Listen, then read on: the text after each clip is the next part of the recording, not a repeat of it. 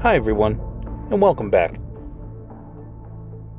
During the first few days of World War II, over 400,000 family pets were slaughtered.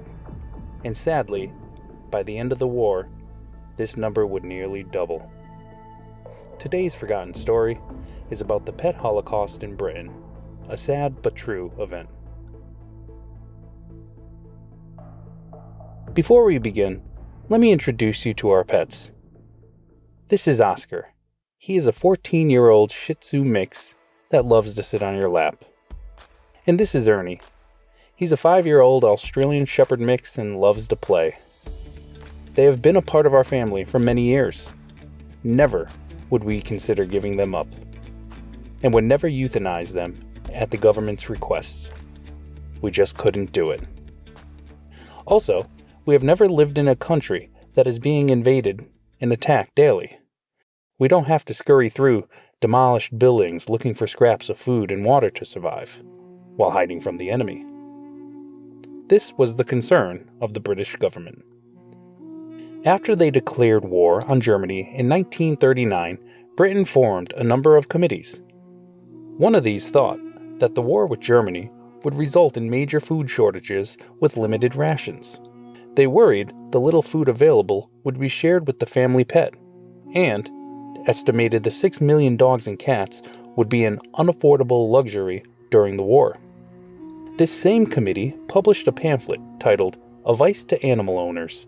It was a powerful piece, printed by the government, that advised civilians, before the emergency arises, give your animals to the neighbors in the countryside. If you can't do this, the kindest thing to do is to have them destroyed. This was followed by an ad for the cash captive bolt pistol. They deemed it as the standard instrument for the most humane way to destroy your pet. And if you couldn't afford one, they offered a rental service. This information was printed in many newspapers and ran on the BBC. Long lines of pet owners brought their pets to veterinary clinics and animal shelters to have them euthanized. There were so many that there were shortages of chloroform, the most common method for euthanasia.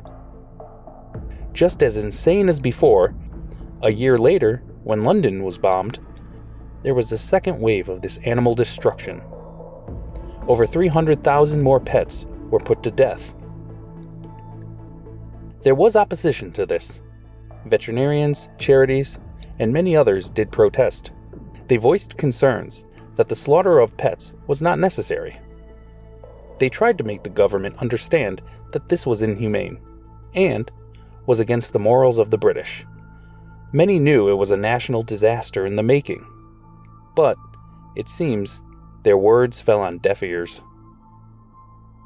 An animal shelter in Britain named Battersea was able to shelter and care for over 100,000 dogs during the course of the war.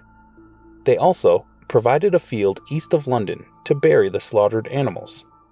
Close to 500,000 family pets were buried there, most killed during the first week of the war.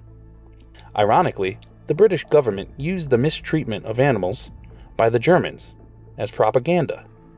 They wanted to show that the German war machine had no compassion for animals. Some of these stories ran at the same time the animal shelters were lined with pets to be euthanized, at the request of the same government. As the war progressed, the British government must have realized the insanity of this pet holocaust. They stopped running ads for the killing of pets. The news stories changed to show compassion for the animals. Stories of families killed in bombings alongside their beloved pets. Stories of pets comforting the wounded. Other articles ran with photos of soldiers rescuing pets from war-torn areas.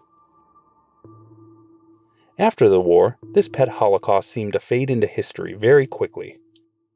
I believe that one of the reasons is that most of us tend to repress painful events from our past. But the biggest reason has to be, which will never be forgotten, Germany's atrocities against humanity. Well, that ends this sad story. Now I have to go hug Oscar and Ernie and give them a treat. Maybe two. But I thank you for joining us, and please be sure to like and subscribe for future videos.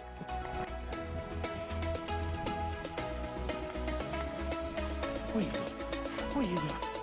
What are you doing? Crazy. Good boy, come. Oh, you said you're a good boy.